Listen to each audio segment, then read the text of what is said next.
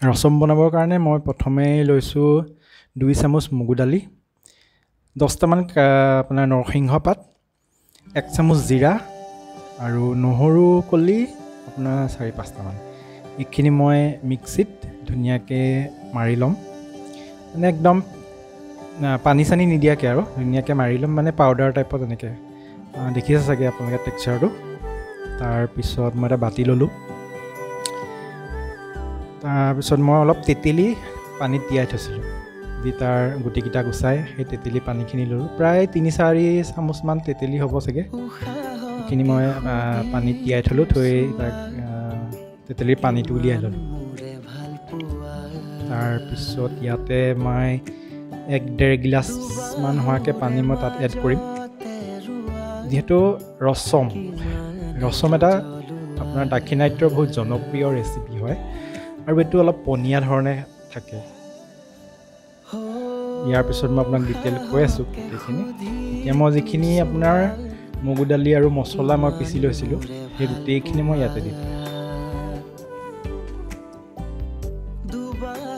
তাৰপিছত মই 2টা ডাঙৰ চাইজৰ বিলাহী সৰু সৰুকৈ কাটি ৰাখিছিলোঁ, এই বিলাহীখিনিও মই ইয়াতে দি দিম।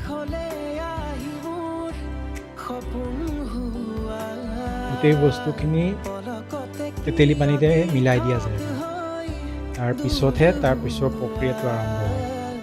প্ৰক্ৰিয়া মানে কি আৰু তেল মাৰিব লাগিব, মাৰি পেলাই তাত বইল কৰিব লাগিব, মানে তেল মাৰি পেলাই তাত সিজাব লাগিব। তাৰ আগতে যিখিনি মেইন ইনগ্ৰেডিয়েণ্ট হয় সেইখিনি তাক মিলাই লোৱা যায়। যিহেতু মই জালুক দিয়াটো বেছি ভাল পাওঁ, গতিকে মই ইয়াত জালুক অকণ বেছিকৈ ব্যৱহাৰ কৰোঁ।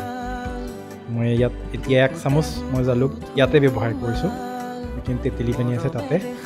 ইয়াৰ পিছতো মই আকৌ ফাইনেল টাচটো দিওঁতে তেতিয়াও মই তেতেলীৰ মানে এইটো আপোনাৰ জালুকৰ গুড়িটো মই তেতিয়াও ব্যৱহাৰ কৰিম। মানে ৰসম বহুত বেলেগ বেলেগ প্ৰকাৰে বনোৱা হয়, আৰু মই যিটো জালুক দিয়া সেইটো মই বেছিকৈ ভাল পাওঁ। হেল্ল' এভৰিৱান, মই ৰাজেনী আপোনালোকক স্বাগতম জনাইছোঁ মোৰ ইউটিউব চেনেল ৰাজৰ আখললৈ, আৰু লৈ আহিছোঁ এটা নতুন ৰেচিপিটো হ'ল দাক্ষিণাত্যৰ যিটো এটা জনপ্ৰিয় কাৰী হয়। আপুনি মানে আমি কম তিতৰ কাৰী। বৰ ধুনীয়া দেখি ঠিকনা এটা দিছোঁ, কাইলৈ কিন্তু আৰু আহিবই লাগিব। এইটো আপুনি ভাত, ৰুটি, মই জানো দোচা, ইডলি, মানে চাম্বাৰৰ লগতো তেনেকৈ সকলোৰে লগত আমি খাব পাৰোঁ। আৰু এনেও নৰ্মেলকৈও মই ভাত পানী নোহোৱাকৈ নৰ্মেলকৈও খাই মই ভাল পাওঁ। এনেই কাৰীবিলাক মই নৰ্মেল মানে এনেই সদায় খায়ো ভাল পাওঁ, গতিকে ৰসমটোতো বহুত ভাল পাওঁ। গতিকে সেইটোকে লৈ পেলাই মই এতিয়া আপোনালোকৰ ওচৰলৈ আহিছোঁ। প্ৰথমে মই এটা কেৰাহী গৰম হ'বলৈ দিলোঁ, তাতে তেল দিলোঁ। তেলখিনি যেতিয়া গৰম হ'ল তাতে মই দিলোঁ 1 চামুচ সৰিয়হ। ইয়াত একচুৱেলি মেথিও দিব লাগে 1 চামুচমান, কিন্তু মোৰ ঘৰত এতিয়া মেথি নাই কাৰণে মই মেথি নাই দিয়া। সৰিয়হখিনি মই ফুটিবলৈ দিম। সৰিয়হখিনি যেতিয়া ফুটিব তেতিয়া মই তাতে দি দিম আপোনাৰ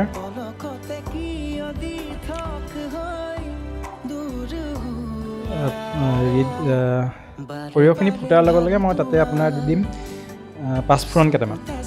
পাঁচফোৰণ 1 চামুচ। সাধাৰণতে হেৰিয়াত মানে ৰসমত পাঁচফোৰণ ব্যৱহাৰ নকৰে, মেথি ব্যৱহাৰ কৰে। মই এতিয়া পাঁচফোৰণ ব্যৱহাৰ কৰিছোঁ। পাঁচফোৰণখিনি যেতিয়া ভালকৈ আপোনাৰ ভাজা হৈছে তেতিয়া মই তাতে দি দিলোঁ কাৰি পাত্তা, শুকান জলকীয়া আৰু হিং। প্ৰায় 1 চামুচ হিং মই ইয়াত দি দিছোঁ। আৰু এঠাইলৈ যাব লাগিব। সেইখিনি যেতিয়া ভালকৈ নাযাওঁ বুলি নক'ব, গোন্ধ ওলাব আৰু হিং ভজাৰ আৰু গোন্ধ ওলাব, তেতিয়া মই তাতে এটা ডাঙৰ চাইজৰ পিঁয়াজ মিহিকৈ কাটি এই পিঁয়াজটো মই ইয়াতে দি দিম। আৰু এইখিনিক ধুনীয়াকৈ মানে পিঁয়াজটো অলপ আধা ভজা হোৱা মানলৈকে তেতিয়ালৈকে মই ইয়াক ভাজিম। পিঁয়াজটো ৰঙচুৱা কৰিব নালাগে, এনেই অলপ যেতিয়া ভাজা হয় আৰু তেনেকুৱালৈকে মই গোটেই মছলাখিনি এতিয়া ভাজি ল'ম। যেতিয়া আপোনাৰ গোটেই মছলাখিনি পুৰা ধুনীয়া গোন্ধ এটা ওলায়, মই সেই গোন্ধটো যেতিয়া ওলাব আৰু তেতিয়াহে মই তাৰ বাকী প্ৰচিডিউৰটো মই তেতিয়া কৰা আৰম্ভ কৰিম। বাকী প্ৰচিডিউৰ মানে অলৰেডি মই যিখিনি তেতেলীৰ পানী বনাই ৰাখিছিলোঁ তাতে গোটেই ইনগ্ৰিডিয়েণ্টখিনি যে দি থৈছিলোঁ সেই বস্তুটো ইয়াত মই এড কৰিব লাগিব। ৰসমটো হ'ল আপোনাৰ দাক্ষিণাত্যৰ বহুত জনপ্ৰিয় আপোনাৰ এটা তৰকাৰী হয়, তৰকাৰী বুলিয়ে ক'ব লাগিব চাগে অসমীয়াত। খায়ো বহুত ভাল লাগে, মইতো বহুতেই ভাল পাওঁ। সেই ভাবিলোঁ আপোনালোকৰ ওচৰলৈকে মই ৰেচিপিটো আগবঢ়াই আনো। ইয়াতে মই সেই যেতিয়াই তেতেলী পানীত যে মিলাই থৈছিলোঁ গোটেই ইনগ্ৰিডিয়েণ্টখিনি, সেইখিনি মই এতিয়া ইয়াতে ঢালি দিলোঁ। আৰু ৰচমটো হয় কি আপোনাৰ ডাঠ হ'লে খাবলৈ বেছি ভাল নালাগে, একদম পাতল হৈ থাকিব লাগে। পাতল হৈ থাকিলে খায়ো বহুত ভাল লাগে। গতিকে মই বেছি এইটো ডাঠ হ'বলৈ নিদিওঁ, ইয়াতে মই অলপ পানী এড কৰিম। প্ৰায় 1 গিলাচ মই পানী ইয়াতে এড কৰি দিলোঁ, যিহেতু দেখিলোঁ যে বস্তুটো অকণ ডাঠ হোৱাৰ সম্ভাৱনা আছে। গতিকে মই ইয়াতে পানী এড কৰি দিলোঁ। মই ৰচমটো বনাইছোঁ যদিও মানে পিয়'ৰ ষ্টাইল নহয়, এইটো মই টুইষ্ট দিছোঁ মোৰ হিচাপত। নামটো মোৰ ৰচমেই হয়, কিন্তু তাত মই অকণমান আছামিজ টুইষ্ট দিছোঁ, মানে পাঁচফোৰণ দিছোঁ। তাৰপিছত আৰু এটা ইনগ্ৰিডিয়েণ্ট দিম যিটো আমাৰ অসমৰ হয়, গতিকে এইটো এটা নতুন টুইষ্টত আহি গৈছে। তাৰপিছত মই ইয়াতে দি দিলোঁ আপোনাৰ সোৱাদ অনুসৰে নিমখ আৰু অকণমান হালধি। এইখিনি দি তাক মই এতিয়া উতল আহিব দিম। অভিমান, কাইলৈ কিন্তু মোৰ গানৰ ৰেকৰ্ডিং আছে। আৰু টুইষ্টেড হ'লে মোৰ কিবা এটা ভাল লাগে, মানে ট্ৰেডিশ্যনেলটো ট্ৰেডিশ্যনেলেই থাকে, কিন্তু তাতে মানে আৰু যদি টুইষ্টেড হয় আৰু তেতিয়া বস্তুটো বেছি ভাল লাগি যায়। আৰু ইয়াতে মই আকৌ অলপ জালুকৰ গুড়ি দি দিলোঁ, দি পেলাই তাক অলপ লৰাই এতিয়া উতল আহিব দিম।